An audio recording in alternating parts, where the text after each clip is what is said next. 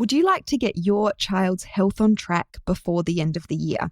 If so, I have a special offer for you, our beautiful podcast listeners, with 15% off initial consultations with our highly experienced and knowledgeable team of naturopaths and nutritionists.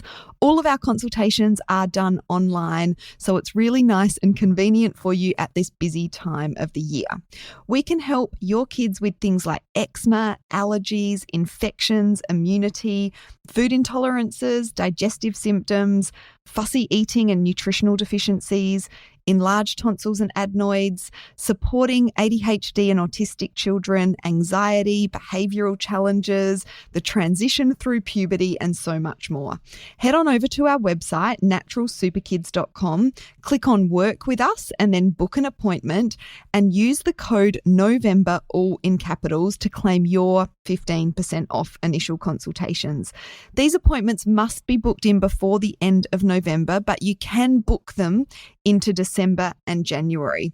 We can also support mums with things like fatigue, hormones, perimenopause, energy, thyroid health, stress, postnatal nutrition, digestive issues, and so much more. So head on over to our website, naturalsuperkids.com, click on Work With Us, then book an appointment. We can't wait to support you, and don't forget to use that code NOVEMBER.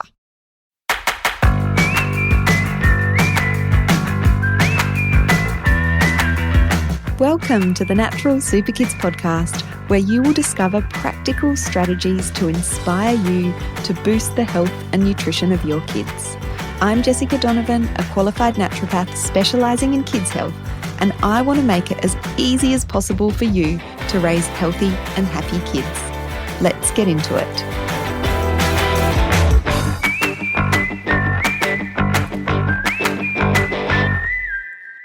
Hello. Welcome to the Natural Super Kids podcast. This episode is going to be a little different to our normal kind of content on the podcast.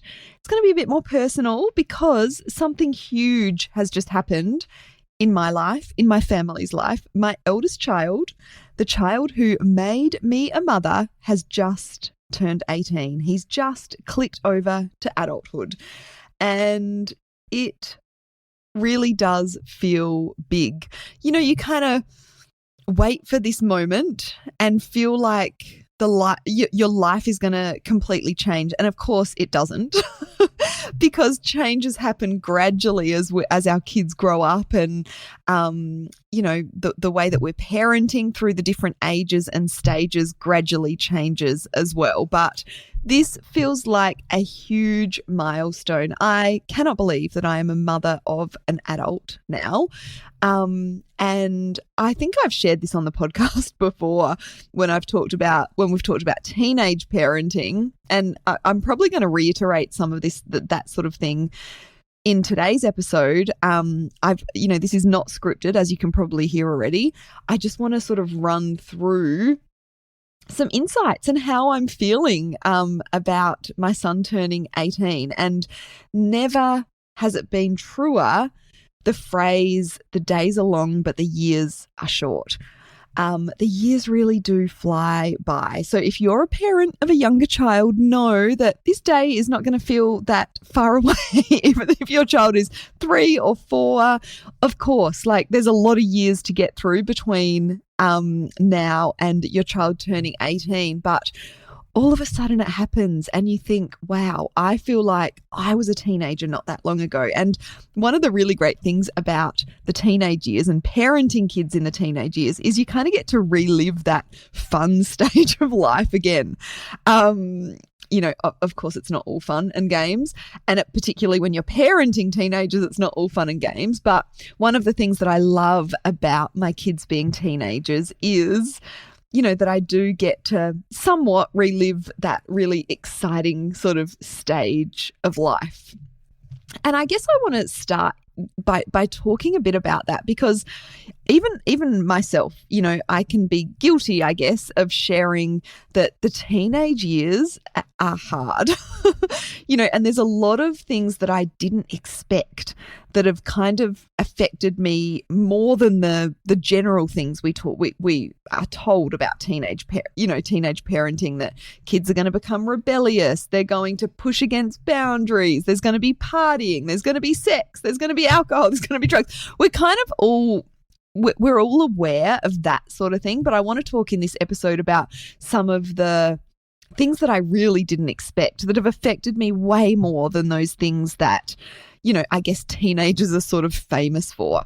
But I want to flip and talk about the real positive sides of having teenage kids, because it is such a fun stage. And my husband and I were talking about this the other day. My husband's feeling quite sentimental, I think, with my son turning 18 and just the teenage years in general. We were looking at some old photos and he was getting quite emotional. And I was reminding him, hang on, I know those years are gone and we'll never have those little people back in our lives again. But in 10 years, we're going to look back at these times and think, if only our teenagers were at home again. So you've really got to embrace the stage that you're in. You cannot go backwards, right? And I just really want to talk about the real fun side of teenage parenting, because teenagers are fun and parenting teenagers is fun. It's rewarding. There's a real sense of achievement, like watching your kids grow up, watching them develop into their own people. There's a real sense of achievement in that. That's what parenting is all about, right? We want to equip our kids with the skills to become independent people. And in the teenage years, particularly in the later teenage years, we can really watch that happen and sort of reap the rewards of what we've worked so hard towards all of these years that we have been parents. And I'm sure we can all think back to when we were teenagers. For me, it was a really fun time. Of course, there was awkwardness, there was heartbreak, there was all of that stuff in there. There was low self-esteem and all of that in there. But I really do remember my teenage years as being really fun. I think teen years are full of excitement. They're full of drama. Our kids become independent, which is sometimes hard for us as parents, but it's so exciting for them. They've got all of these dreams and there's opportunities and there's this sense of anything is possible. Like the world is their oyster. The world is full of opportunities and they can achieve anything that they want in life. And that's what we want our teenagers to feel, right? And they don't always feel like that, of course, because there's the flip side of the teenage years, which I'll talk about in a moment. But for me, I keep trying to remind myself, I do keep reminding myself that it's a privilege to guide my children through these years, with the wisdom that I now have that I didn't when I was going through teenage years myself. And of course, they're not going to listen to everything that I say. They're not going to listen to half of the things that I say. They feel like we are, you get that real sense of, my God, I'm not the cool mum. They really don't like me sometimes, or they think that I'm really dorky, or they're embarrassed by me. And, that can come as quite a shock sometimes, especially when, you really are the cool mum. Not that that's the goal. We don't just want to be the cool mum, the mum that says yes to everything. Of course, there's that balance of, having fun with our teenagers, but also having, really making sure that we're, setting those limits and the boundaries and that sort of thing. But there's so much fun to be had in the teenage years. And I really want to start with that because for those of you with younger kids, I think we can dread the teenage years, but there's so many cool things we do. I really love helping my kids choose their subjects and their career pathways and, navigate their first part-time job into now my son's a full-time apprentice. So, helping them navigate all of the things that come with employment and going out in the real world, teaching them how to manage their money, guiding them through friendships and relationships and teaching them to drive and, of course, praying that they stay safe on the roads. And I think in the teenage years, you really can have those more more grown-up conversations with your kids. You can share the world with them. You know, you can share stories with them that you might not have shared with them when they were younger. I'm really open with my kids. My husband is as well. So it's fun to share, you know, our experiences of being young people. And, you know, I just love how curious, you know, teenagers can be and the questions that they ask you. Like, it can really lead to deeper conversation than you can have with littler kids that you're still in sort of protective mode around. Of course, you're still trying to protect your teens, but you learn pretty quickly that they need to, you know, make mistakes and learn things from the mistakes they make, and you cannot protect them from everything. So the teenage years are fun. I'm having a lot of fun parenting teenagers. I think particularly, I've got a son who's just turned 18 that we're talking about, obviously, and I've got a 15, almost 16-year-old daughter as well. And so I'm experiencing, you know, the boy male side of teenage years and the girl female side of teenage years. And I've got the real sort of typical, I mean, my son's an apprentice, he's hands-on, he's, you know, he's a tradie. He's really, you know, fits into that sort of masculine, I guess, sort of category. And then my daughter is very girly, you know, she's into her nails and her hair and not too much makeup, but, you know, that sort of stuff. So I'm experiencing both of those extremes, I guess, and feel lucky because of that as well. And I know not all kids fit into those boxes. So there's so many different ways that we need to think about parenting, and there's so many different ways that our kids can kind of turn out maybe that we didn't expect, and that's certainly been a lesson for me as well.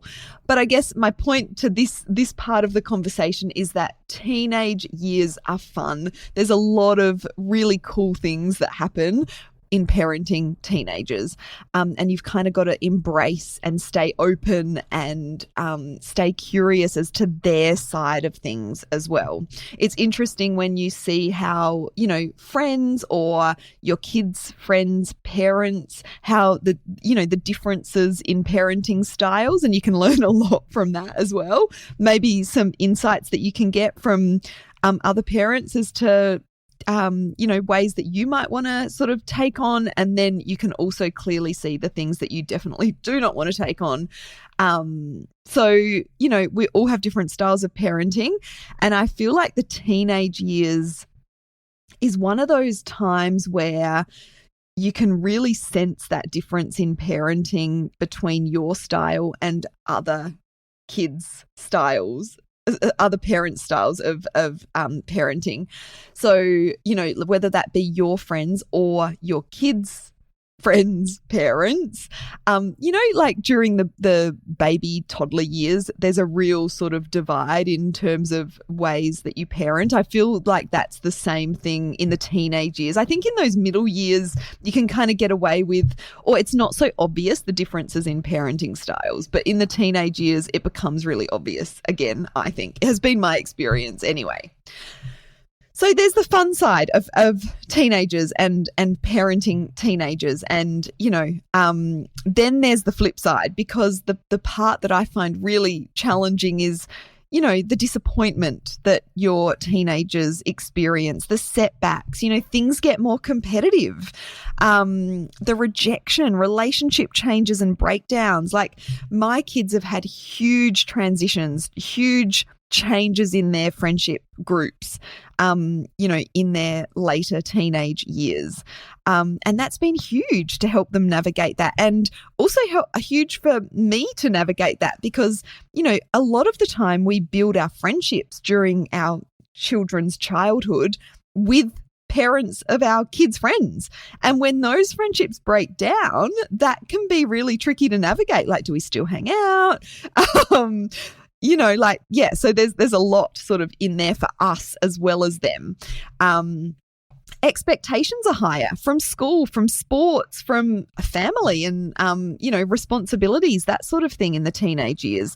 There's a lot of pressure for teenagers to fit in. And I know both of my teenagers are very invested in what people think of them, they don't want to be seen with mum, or they don't want me to take a photo and post it on my Facebook, especially my business one, because there's lots of followers there, and that I totally understand. But they don't even want me to post it on my personal Facebook, that my son's graduated or whatever. So there's a lot of focus on what other people are going to think. They sort of almost want to, in a funny way, stay invisible when they're teenagers. I think that's the norm for a lot. But then there's this other sort of side of it where they do want to, make sure that they sort of fit in.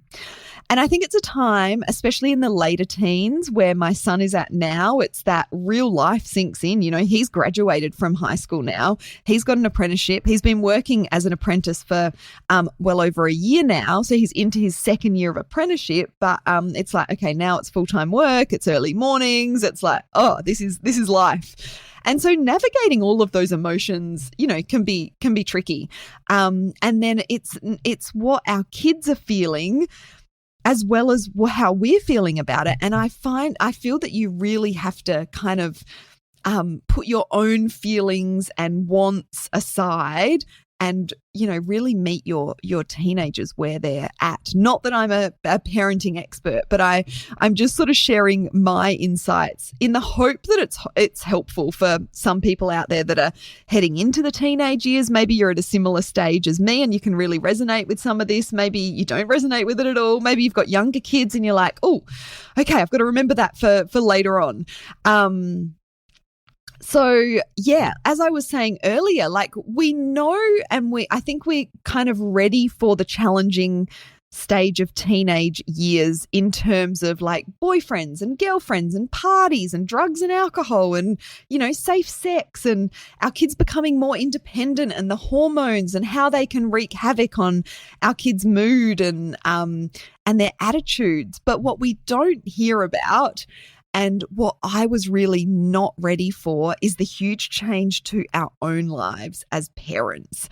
So not only do we lose our little people, they grow up into bigger people, but we also lose the family unit as we know it, or knew it in my case, because it's, it's very different now. And you've really got to embrace that next stage, which for me has taken me a little bit of time. And so the things that I'm really grieving in terms of that family unit that we used to have, the Sunday family days, we used to go out on adventures every Sunday. I mean, that stopped a few years ago now, but I miss it, the weekend camping trips, particularly the spontaneous ones, because your teenagers have plans or they've got shifts, they're working. So, the bigger holidays are sort of easier to keep going with, but we used to go on a lot of just weekend family camping trips, or let's just go, stay in this Airbnb for the weekend. We don't do that anymore. And I really miss that, because the kids have their own, things that they want to be doing and their own bookings, and you've kind of got to start to work around their calendars so much more. The movie nights and the watching TV together, I always remember feeling like, I can't wait until we can watch movies that are, get past the kid movies and we can watch movies together. But now the kids kind of don't really love watching TV and movies with us anymore. They like to, watch their own thing. And we're very blessed with lots of room in our house. We have a rumpus room where the kids will go out and watch, movies with their friends or whatever. So we've got that space that they can be independent, but I miss snuggling up on the couch watching TV and movies together. We still do it occasionally, but not as often as we used to. The eating dinner together every night. We've always been big on family meals, and we still are, but a lot of the time someone will be working or someone will be out with friends and they won't be home, in time. Or last night my son was working in the shed at home with some friends on his car, and they were all still there at dinner time. So, he didn't sit down and have dinner with us. So it's those little things that you just kind of don't expect that I have really grieved. The morning routine, my son's gone he's left the house before I even get up in the morning. So I miss that sort of busy morning routine. And those of you who are still in it will think, oh my God, I can't wait until that day. But, you do miss it once it's gone. And so now my son is turning 18, or he's just turned 18. Nothing really changes hugely, but then everything changes as well. So I guess the questions that I'm pondering is like, how do we navigate things from here? We've already started, because it's a slow progression. It's not like, right, he's 18, he's on his own, he's, we've started some transitions. And because he's been working for quite a while already, I understand this is different from some kids who might be at uni and still not earning much money. But, we're ramping up what he's responsible for paying for, what he's responsible for in terms of house chores. We're going to be, he's going to be paying board as of early next year. He's going to have more independence. Like, we've had conversations around this. Just because you're 18 doesn't mean you can do absolutely anything you want. While you're living here, there's still going to be a time that we want to expect you home by. There's going to be, actually, just because you're paying board doesn't mean that you're going to be free of household chores. It means actually that your household chores are going to be ramping up because you're more independent. You're earning a full-time wage, even though it is an apprentice wage. But, and that has slowly been happening. He now does his own washing, for example, as well as, the other chores that he's always been responsible for, the bins and the dishwasher and the cleaning up after dinner. So we've always been big on the kids helping out around the house. A couple of years ago, we moved to this bigger house and they were so excited, and we were like, okay, but what that means is there's more cleaning, there's more chores to be done, and everyone is going to need to pitch in on that. So, we've all got our own chores that we're responsible for, but as they get older, and they're still living here, and we want them to be welcome here. That's why we moved into this bigger house, because we knew with, the economy and house prices going the way they're going, they're not going to be moving out anytime soon. But we don't want them to be, staying here until they're 28 and living free off of us. We really want to build that independence and that sense of responsibility that, you are responsible for these things, and we're more than willing to help out. Because for my son, like, he's a hard worker and he's very responsible. He's up early. He's tired. Like, he's working a lot for a 18-year-old now. We want to be able to help him out, of course, but, you don't get home from work and be able to chill for the rest of the night. Like, there's chores to be done, and that needs to prepare him, when he's got a family of his own and he gets home from work. I want him to be that hands-on dad that's helping out. And he wants that as well. So, yes, they have a few, twilight years where they don't have major responsibility, but they're, they're still at home, they're earning money. There's all of those questions that we're sort of pondering and figuring out as we go.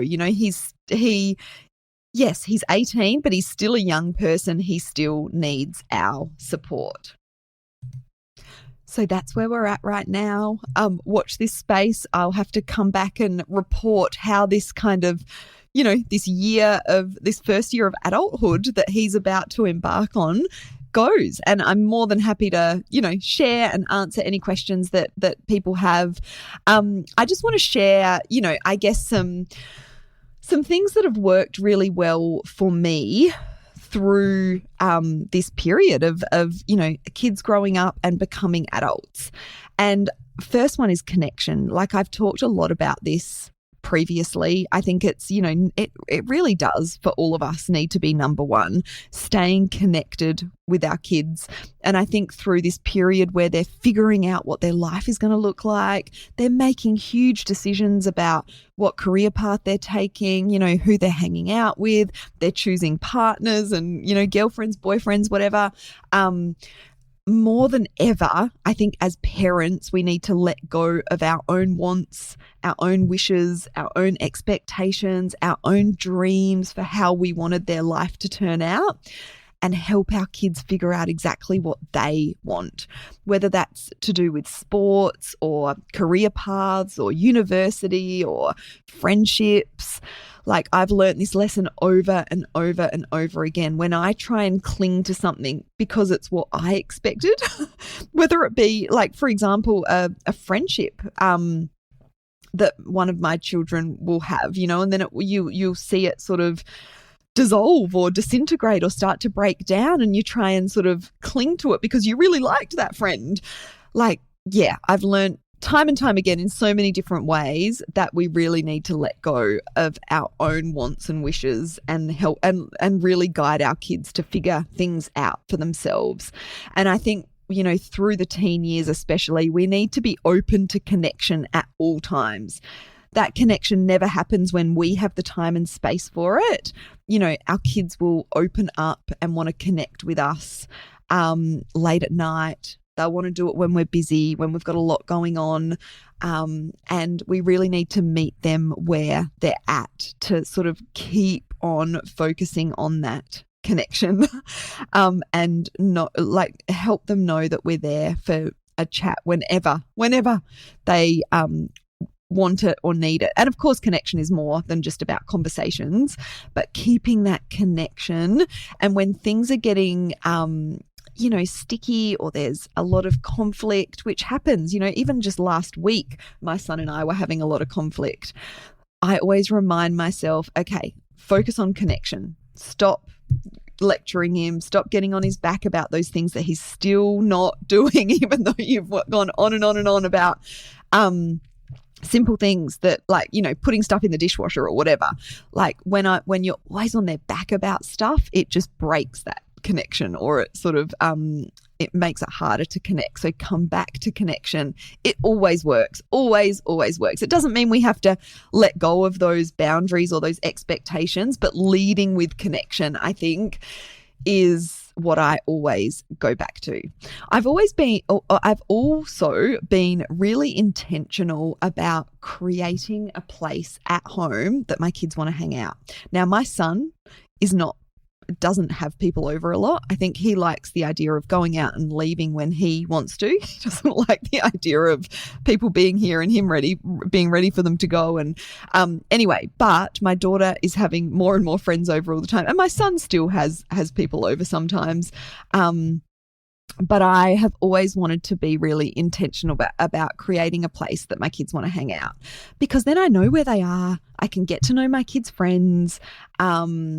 And yes, it does mean that we need extra food in the kitchen. It's going to be noisier. It's going to be messier. But for me, I really try and embrace that and know this stage isn't forever. Also, like, coming back to boundaries and expectations, I find it really hard to get this balance right. Tricky to get this balance right is what I'm trying to say. So you want to give them independence and autonomy and empathy, but you also want to have those boundaries and expectations in place, and you want them to be pretty firm as well. So for example, like my son, he works long hours, he starts early, but when he gets home, he still needs to do his job. He still needs to learn that responsibility. For example, my daughter having friends over, and we're in this situation where, so-and-so's dad's picking her up here, and so-and-so's mum's picking him up here. No, people need to be picked up before 11 or they can stay over. Not boys yet, but girls can stay over, because I want to go to bed. I don't want to be up after 11 hearing parents coming, and do the parents expect me to come to the door? So, like, we can create the environment that we want, but we can still have boundaries and expectations. And I do feel that that's tricky, and it takes a little bit of time to kind of get to. I think another huge thing through the teenage years is to not take things personally. I learned this again and again and again and again. Teenagers can be rude, they can be harsh, they can be disrespectful. But again, remembering why they're like that. It's actually quite normal for teenagers to be harsh and a bit rude and disrespectful to their parents. It's a combination of, like, biological and psychological and social factors, the fact that they're developing independence, their hormonal changes, peer pressure, what they're dealing with in their everyday lives, struggling with, like, or even just navigating their identity. It's a normal part of adolescence for them to, want more privacy and, tell you to be quiet, or they're not, they're not in the mood to talk, or just be cold towards you. And that can really hurt. But you've got to remember that it's normal. They're developing their own identity. They're developing their independence. It's actually very developmentally normal for them to pull away from us as their parents. We don't want teenagers that are still clinging on to us. Even though we kind of might in some ways, we might miss that little child who's clinging on to us. But I've got to keep reminding myself that it's normal for them. It's like that balance of having boundaries and what's acceptable and what's not. And, they're not allowed to be disrespectful, but it's kind of also normal sort of behavior for them to be that way.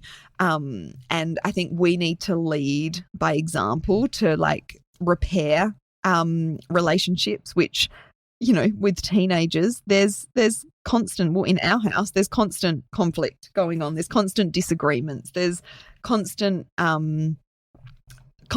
there. They can be quite harsh and rude. But it's that, how do we come back together? And I think we need to lead by example when it comes to that.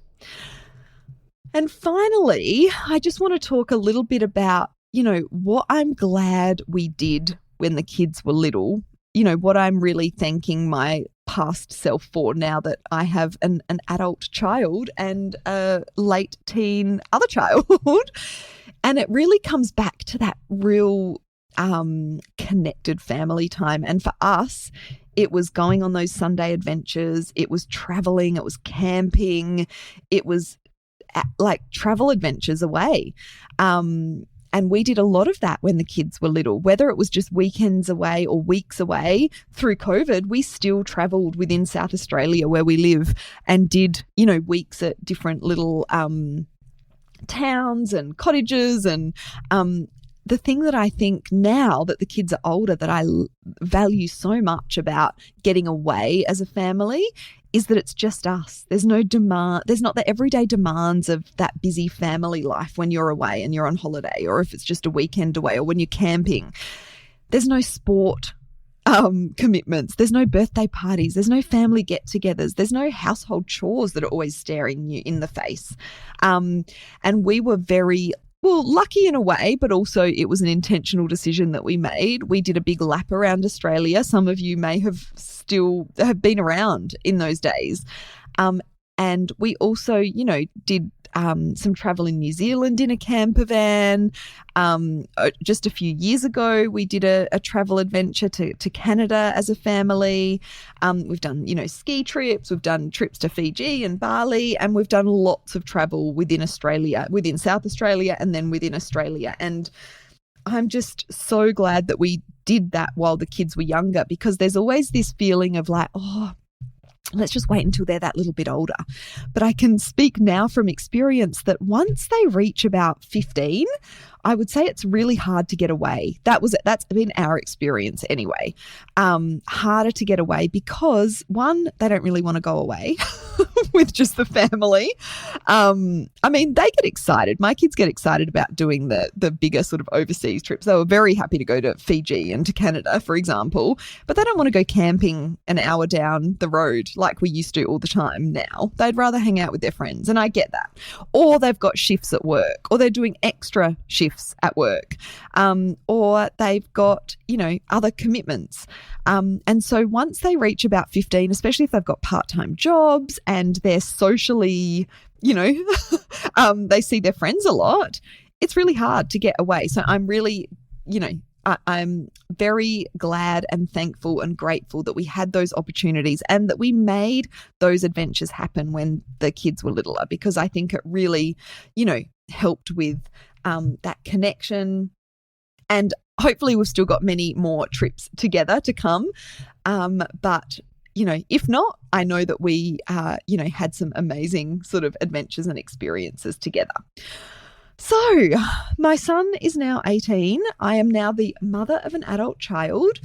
I still cannot believe it. It still feels weird for those words to come out of my mouth. He is such a responsible, sensible kid, adult. Now I can't even call him a kid anymore. And I am, I'm very I know that he is on a really good path for him. He's got a lot of opportunity at his work. He's got lots of, amazing ideas of what he wants to do with his life. He's sensible and responsible. Of course, he still is going to mess up. I am completely aware of that. He's still going to make silly decisions. But we feel like, my husband and I feel like this huge accomplishment of, wow, we've done it. We've made it. He's now an adult. We've done our job of bringing up one child to adulthood. So I wanted to record this episode to sort of celebrate that and to share some insights that I hope are somewhat helpful to some of you. All right, I'm going to shut up now and end this. This is a longer episode than I normally do. I can ramble on quite a lot. But yeah, I'd love to hear from you. If anything in this episode resonated, please send me a message on Instagram at Natural Super Kids. I'd love to hear from you. All right, bye.